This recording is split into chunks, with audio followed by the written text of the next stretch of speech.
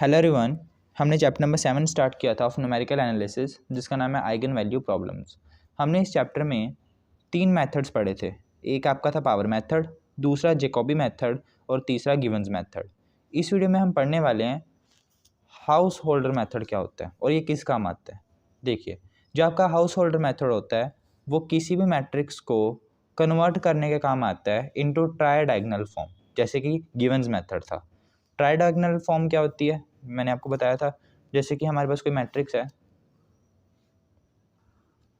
A11 A12 A13, ठीक है, A21 A22 A23 A31 A32 A33, ठीक है। इसमें अगर आप डायगोनल्स बनाओ तो कितने डायगोनल्स बनेंगे? एक ये डायगोनल बनेगा, एक डायगोनल, ये दूसरा डायगोनल और ये तीसरा डायगोनल। 3 डायगोनल बन गए, मतलब try diagonal. Try diagonal matrix कौन सी होती है? जिसमें इन 3 डायगोनल एलिमेंट्स को छोड़कर, ठीक है, जो ये 3 डायगोनल बन रहे हैं ना, इनमें जो एलिमेंट्स आ रहे हैं इनको छोड़कर जो ये वाले एलिमेंट 2 बचे, एक ये और एक ये आपके 0 हो जाएं, ठीक है। उस मैट्रिक्स को हम क्या कहेंगे? ट्राई डायगोनल मैट्रिक्स कहेंगे। इसमें ये वाला एलिमेंट और ये वाला एलिमेंट क्या हो जाएगा? 0 हो जाएगा, ठीक है। जो आप ऐसे भी याद रख सकते हो कि जो आपके सेंटर में एक जो डायगोनल बनेगा उससे ऊपर वाला और उससे नीचे वाला जो डायगोनल बनेगा, उनके अलावा बाकी जो एलिमेंट जितने भी हैं मैट्रिक्स में वो 0 हो जाने चाहिए। तो यहाँ तो दो ही एलिमेंट्स हैं तो ये 0 हो जाएंगे, ठीक है।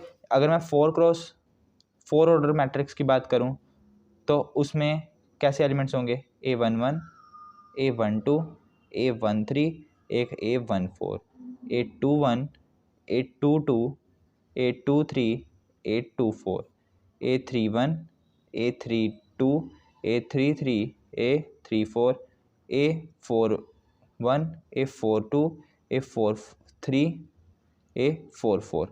ये आपके पास एक 4x4 ऑर्डर की मैट्रिक्स होगी। इसमें मैं 3 डायगोनल बनाता हूँ। जैसे कि पहला तो बीच वाला डायगोनल, ये वाला, ठीक है। उससे ऊपर वाला डायगोनल कौन सा बनेगा? ये वाला। और उससे नीचे वाला डायगोनल कौन सा बनेगा? ये वाला, ठीक है। अब एलिमेंट्स कौन से बचे? ये एलिमेंट बचा, ये एलिमेंट बचा, ये एलिमेंट बचा। ये तीनों 0 हो जाने चाहिए। ये एलिमेंट और ये एलिमेंट, ये भी तीनों 0 हो जाने चाहिए, ठीक है। तो ये आपकी फिर क्या बन जाएगी? ट्राई डायगोनल मैट्रिक्स बन जाएगी, ठीक है। हमें बीच वाले एलिमेंट से कोई मतलब नहीं है, वो 0 हो चाहे ना हो। बस ये 3 एलिमेंट ऊपर वाले और ये 3 एलिमेंट नीचे वाले 0 होने चाहिए 4x4 में। और 3 में ये वाला एलिमेंट और ये वाला एलिमेंट 0 होना चाहिए। तब हम इन मैट्रिसेस को क्या कह देते हैं? ट्राई डायगोनल मैट्रिक्स कह देते हैं। तो यहाँ 3x3 ऑर्डर की मैट्रिक्स है ना ए, इसको हमें ट्राई डायगोनल मैट्रिक्स में कन्वर्ट करना है। मतलब कि इस मैट्रिक्स को हमने कुछ ऐसा बना देना है कि जो ये वाला एलिमेंट और ये वाला एलिमेंट हो ना, ये 0 बन जाए किसी तरह, ठीक है। तो उसको हम कैसे बनाएंगे? वो हम बनाएंगे हाउस होल्डर मेथड की हेल्प से। तो स्टार्ट करते हैं। आपको जो स्टेप्स मैं बताऊंगा वही स्टेप्स सभी क्वेश्चन में यूज होंगे 3x3 ऑर्डर मैट्रिक्स के लिए, ठीक है। तो स्टार्ट करते हैं। तो देखिए, सबसे पहले आपको क्या करना है, आपको ये याद रखना है कि इसमें ना जो ये 3x3 ऑर्डर मैट्रिक्स है, इसमें एक ट्रांसफॉर्मेशन होगी। वो ट्रांसफॉर्मेशन सिर्फ एक बार ही होगी। जैसे कि हमने प्रीवियस वीडियो में भी देखा था गिवन्स मेथड में, वहाँ भी हम ट्रांसफॉर्मेशन कर रहे थे, है ना। कहीं आपकी एक ट्रांसफॉर्मेशन हो सकती है, कहीं 2 ट्रांसफॉर्मेशन हो सकती है जब हम ट्राई डायगोनल में ट्रांसफॉर्म करते हैं मैट्रिक्स को, ठीक है। तो हाउस होल्डर मेथड के केस में जो आपकी ये वाली मैट्रिक्स है 3x3 ऑर्डर की मैट्रिक्स होती है, ठीक है, उसमें सिर्फ एक ही ट्रांसफॉर्मेशन होती है। एक ही ट्रांसफॉर्मेशन से आपके पास ट्राई डायगोनल मैट्रिक्स आ जाती है, ठीक है। ये याद रखना है। तो चलिए हम स्टेप्स स्टार्ट करते हैं। सबसे पहले आपको एक नई मैट्रिक्स बनानी है P2, ठीक है। एक कोई मैट्रिक्स बनानी है P2, और वो कैसे बनेगी? Identity matrix minus 2 into omega 2 dash. इनकी हेल्प से, जो ये एक्सप्रेशन है इसकी हेल्प से आपको एक P2 मैट्रिक्स बनानी है। इसको मैं क्वेश्चन नंबर 1 मान लेता हूँ। यहाँ पर ओमेगा 2 क्या है और ओमेगा 2 डैश क्या है? आई तो आपको पता है आइडेंटिटी मैट्रिक्स ही होगी, ठीक है। आइडेंटिटी मैट्रिक्स कौन से ऑर्डर की होगी? जिस ऑर्डर की मैट्रिक्स आपको क्वेश्चन में गिवन है ये, ठीक है। तो चलिए स्टार्ट हम यहीं से करेंगे। P2 नई मैट्रिक्स बनाएंगे। कैसे बनेगी? आइडेंटिटी -2 ओमेगा 2 माइनस ओमेगा 2 का स्क्वायर, यानी W2 का स्क्वायर कह लो आप, ठीक है। चलिए यहाँ W2 क्या है? W2 आपके पास एक कॉलम मैट्रिक्स है, 0 x2 x3, ये आपके पास क्या है, कॉलम मैट्रिक्स है। ये आपको याद रखना है, हर क्वेश्चन में आपको यही मैट्रिक्स लेनी है 3x3 ऑर्डर के केस में। अगर ये 4x4 ऑर्डर की मैट्रिक्स होगी, उसको ट्रांसफॉर्म करना होगा ट्राई डायगोनल में, तब आप यहाँ x4 एक और लगा लेना ऐसे, ठीक है। 3x3 के लिए W2 की वैल्यू ये होगी, और W2 डैश का क्या मतलब है, इसी मैट्रिक्स का ट्रांसपोज कर देना है, तो ट्रांसपोज कर दो W2 डैश का ट्रांसपोज, क्या आएगा, जो रो है उसको कॉलम में कन्वर्ट कर दो, 0 x2 x3। तो इन दोनों वैल्यूज़ को मैं यहाँ पुट करता हूँ और आई की वैल्यू को भी पुट करता हूँ, तो मेरे पास P2 मैट्रिक्स क्या आ जाएगी, आई क्या है मेरे पास, आइडेंटिटी मैट्रिक्स है, उसी ऑर्डर की जिस ऑर्डर की आपको क्वेश्चन में मैट्रिक्स की मन है, 3x3 ऑर्डर।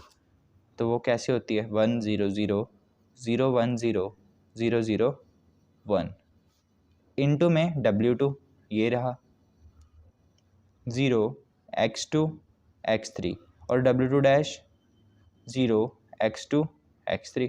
अब तीनों मैट्रिसेस को हम मल्टीप्लाई कर देते हैं, ठीक है। यहाँ माइनस और 2 भी आएगा, क्योंकि -2 W2 इंटू W2 डैश है, -2 ये वाली मैट्रिक्स इंटू ये वाली मैट्रिक्स। तो पहले तो हम इन दोनों मैट्रिसेस को आपस में मल्टीप्लाई करेंगे, ठीक है, और फिर 2 के साथ मल्टीप्लाई करने के बाद इस मैट्रिक्स में से इसको माइनस कर देंगे। तो देखते हैं, ये वाली matrix as it is, minus इन दोनों को मल्टीप्लाई करते हैं, पहली रो और इसका पहला कॉलम, ठीक है, ऐसे हम मल्टीप्लाई करते हैं ना, रो इंटू कॉलम।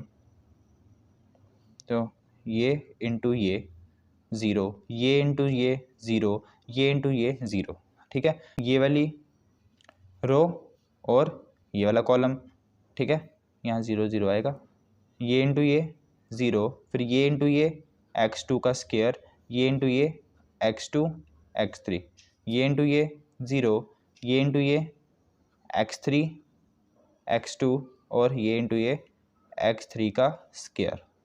ये मैट्रिक्स आ गई, यहाँ 2 से तो मल्टीप्लाई हो रहा है बाहर, 2 भी तो लगा है। अब यहाँ हमें ना ये x2 का square, x2 x3 x3 x2 x3 का स्क्वायर, इनकी वैल्यूज़ चाहिए बस, ठीक है, इनकी वैल्यूज़ चाहिए। और इनकी वैल्यूज़ निकालने के लिए आपको कुछ फॉर्मूलाज याद रखने पड़ेंगे।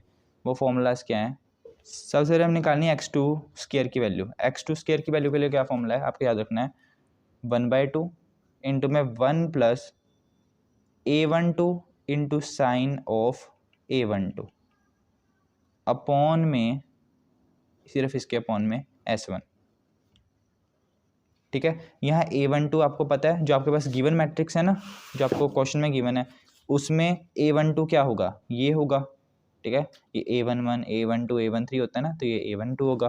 तो a12 का यहाँ साइन क्या है, मतलब कि उसके आगे कौन सा साइन है, पॉजिटिव का साइन है, तो साइन ऑफ a12 यहाँ पॉजिटिव आएगा, ठीक है। अपॉन में S1 हम कैसे निकाल लेंगे, S1 का भी आपके पास फॉर्मूला होता है जो आपका याद रखना है। S1 का आपके पास फॉर्मूला होता है अंडर रूट a1 का स्क्वायर a12 का स्क्वायर प्लस a13 का स्क्वायर, ठीक है, a12 का स्क्वायर a13 का स्क्वायर। 3x3 मैट्रिक्स के लिए ये हम स्टेप्स कर रहे हैं अभी, ठीक है। ये आ जाएगा, a12 है क्या, a12 आपका 2 है, और a13 क्या है, -1 है, तो 2 का स्क्वायर प्लस -1 का स्क्वायर, तो ये आ गया आपके पास √5 आ गया। तो यहाँ हम पुट कर देंगे, x2 स्क्वायर की वैल्यू निकाल लेते हैं फिर, 1 प्लस a12 क्या है, 2 है, साइन ऑफ a12 क्या है, मतलब कि 2 का साइन क्या है, पॉजिटिव है, तो +1 लिख देते हैं इंटू में, इसके नीचे में क्या आएगा, S1 क्या है, √5 आया। तो x2 स्क्वायर की वैल्यू क्या आ गई, 1/2 इंटू 1 प्लस 2 अपॉन √5 आ गया, है ना। थोड़ा सा और सोल्व कर लेते हैं, 1/2 को अंदर मल्टीप्लाई करवा देता हूँ, 1/2 प्लस ये आ जाएगा 1 अपॉन √5, एलसीएम आप ले सकते हो, इसका एलसीएम ले लो, 2 √5 आ जाएगा, अपॉन √5 प्लस 2 आ गया। तो x2 स्क्वायर की वैल्यू ये आ गई। अब हम वैल्यू निकालनी है x2 इंटू x3 की। x2 इंटू x3 की वैल्यू निकालने के लिए आपको क्या करना पड़ेगा, आपको x3 का एक फॉर्मूला याद होना चाहिए। किसका, x3 का। वो क्या फॉर्मूला होता है, देखिए, x3 का भी आपको फॉर्मूला याद रखना है। वो क्या है, a 13 इंटू में साइन ऑफ A12 अपॉन में 2S1 इंटू x2, ये याद रखना है। यहाँ से आपका x2 इधर चला जाएगा, x2 x3 is equal to A13 into sine of A12 upon में 2S1 नहीं बचेगा, ठीक है। तो यहाँ से वैल्यू आ जाएगी। देखिए A13 क्या है आपका, A13 है आपका ये रहा A13 -1, तो ये हम लिखेंगे यहाँ -1 इंटू में साइन ऑफ A12 का साइन क्या है, A12 का, तो A12 है कहाँ, ये रहा, इसका साइन क्या है, पॉजिटिव है, तो यहाँ हम +1 लिखेंगे अपॉन में 2S1, 2 इंटू S1 की वैल्यू अभी हमने निकाली थी √5, ठीक है। तो ये आ गया -1 अपॉन 2 √5। तो यहाँ से x2 x3 की वैल्यू भी निकल गई, ठीक है। x2 स्क्वायर x2 x3 की वैल्यू निकल गई, x2 x3 और x3 x2 तो एक ही बात है, आपको पता ही है। अब रह गया x3 का स्क्वायर हम कैसे निकालें। आपको ना एक चीज़ याद रखनी है, जो ये W2 और W2 में जो ये x2 x3 ना, इन दोनों में रिलेशन होता है, x2 square plus x3 square is equals to 1 होता है, ठीक है। इन दोनों का जो स्क्वायर होता है वो 1 के इक्वल होता है, ये याद रखना है। तो x2 स्क्वायर की वैल्यू तो हमने निकाल ली है, ये निकाल ली है ना, ये निकाल रखी है x2 स्क्वायर की वैल्यू, वो हम वैल्यू यहाँ पुट कर देते हैं, तो x3 स्क्वायर की वैल्यू निकल आएगी, तो वो भी निकाल लेते हैं। तो x3 स्क्वायर की वैल्यू क्या आ जाएगी, 1 - x2 square, x3 square is equal 1 - x2 square है ना। x2 स्क्वायर की वैल्यू आपके पास क्या थी, जिसको मैं थोड़ा खोल के लिखूँ, 1/2 प्लस 1/√5 थी, ठीक है। देखिए ना, ये आपके पास वैल्यू थी, इसको पहले तो ये थी ना, मैंने एलसीएम लेके ये लिख दिया था, तो मैंने इसको ऐसे खोल ही दिया। इसको खोला क्यों है, ताकि कैलकुलेशन आसान हो जाए। देखिए मैं माइनस को अंदर मल्टीप्लाई कर देता हूँ, अब 1 - 1/2 क्या आ जाएगा, 1/2 - 1/√5 आ गया, ठीक है। तो आपके पास x3 स्क्वायर की वैल्यू ये आ चुकी है। तो x3 स्क्वायर की वैल्यू आ चुकी है, ये रही। x2 की वैल्यू भी हमने निकाल ली है फॉर्मूले से, है ना। कहाँ निकाल ली है, ये निकाल ली है, -1 अपॉन 2√5, और x2 स्क्वायर की वैल्यू भी हमने निकाल लिया, ये रही। तो इन सभी वैल्यूज़ को यहाँ पुट कर देते हैं P2 में, तो हमारे पास क्या आ जाएगा, देखिए P2 इज इक्वल टू, यहाँ क्या था, 1 0 0 0 1 0 0 0 1 माइनस 2 इंटू में 0 0 0 0 0, यहाँ x2 स्क्वायर था, x2 x3 था, x3 x2 था, x3 का स्क्वायर था, ठीक है। x2 स्क्वायर की वैल्यू हमने क्या निकाल ली है, वो मैं यहाँ पुट कर दूंगा। x2 स्क्वायर की वैल्यू क्या निकाली थी हमने, 1 + 2/√5 निकाली थी, सॉरी 1/2 + 1/√5 निकाल ली थी। x2 x3 की वैल्यू क्या थी, -1/2√5 थी। x3 x2 की वैल्यू भी वही है, -1/2√5। x3 का स्क्वायर ये रहा, 1/2 - 1/√5, ठीक है। और लेफ्ट हैंड साइड मतलब कि साथ में जो ये लगा हुआ है आइडेंटिटी मैट्रिक्स, ये है। नेक्स्ट स्टेप में 2 को अंदर मल्टीप्लाई करवाएंगे, तो हमारे पास क्या हो जाएगा, 2 को अंदर मल्टीप्लाई कराएंगे तो यहाँ से 2 हट गया, और यहाँ ये 2 लग जाएगा, यहाँ से 2 हट जाएगा, यहाँ से भी 2 हट जाएगा, और यहाँ से ये 2 हट जाएगा, और यहाँ ये 2 लग जाएगा, ठीक है। तो ये आ गया। अब इन दोनों को माइनस कर देते हैं। माइनस करने के बाद हमारे पास जो मैट्रिक्स आ रही है वो आ रही है 1 0 0 0 0 -2/√5 1/√5 1/√5 2/√5 आ रही है, ठीक है। तो ये मैट्रिक्स है कि P2। बस अब आपको एक स्टेप और करना है, आपका क्वेश्चन ख़त्म हो जाएगा। क्या स्टेप है, आपको एक ट्रांसफॉर्मेशन करनी है, हाउस होल्डर जिसको हम ट्रांसफॉर्मेशन कहते हैं, हाउस होल्डर ट्रांसफॉर्मेशन करनी है। और मैंने आपको स्टार्टिंग में बताया था वो एक ही ट्रांसफॉर्मेशन आपको करनी होती है 3x3 ऑर्डर की मैट्रिक्स में। वो क्या है आपकी A2, हमारे पास एक नई मैट्रिक्स आएगी, जो ये मैट्रिक्स अब आएगी ये ट्राई डायगोनल ही होगी। और वो कैसे आएगी, देखिए जो आपने ये P2 निकालना है ना, ये लिखेंगे इनटू में आपको ट्रांसफॉर्म किसको करना है, इस मैट्रिक्स को करना है जो आपको क्वेश्चन में गिवन है, इस मैट्रिक्स को हम लिखेंगे, मतलब कि A इंटू में फिर से P2, P2 इंटू में A और फिर से P2, ये करना है आपको। तो देखिए P2 क्या है, ये मैट्रिक्स है 1 0 0 0 minus 2 by under root 5 1 by under root 5 0 1 by under root 5 2 by under root 5 into में ए मैट्रिक्स जो हमें क्वेश्चन में गिवन है। क्वेश्चन में हमारे पास मैट्रिक्स क्या थी, 1 2 माइनस 1 2 1 2 माइनस 1 2 1 इंटू में P2 फिर से यही मैट्रिक्स, तो इसको लिख देते हैं, यहाँ स्पेस नहीं है मैं यहाँ लिख देता हूँ नीचे, इंटू में 1 0 0 यही 0 minus 2 by under root 5 1 by under root 5 0 1 by under root 5 2 by under root 5 आ गया। अब तीनों मैट्रिक्स को मल्टीप्लाई करो तो आपके पास एक नई मैट्रिक्स आएगी, वही आपका फाइनल आंसर होगा क्योंकि वो ट्राई डायगोनल मैट्रिक्स होगी। ठीक है, तो हमारे पास ये मैट्रिक्स आ चुकी है उन तीनों मैट्रिक्स को मल्टीप्लाई करने के बाद। मैट्रिक्स मल्टीप्लिकेशन तो आपको आती होगी ना। तो यहाँ देखिए जो ये वाला एलिमेंट और ये वाला एलिमेंट है ये क्या है, जीरो है, बाकी सारे एलिमेंट्स से हमें कुछ लेना देना नहीं है, बस ये और ये जीरो हो चुका है, हमारा काम खत्म, ये ट्राई डायगोनल मैट्रिक्स बन चुकी है।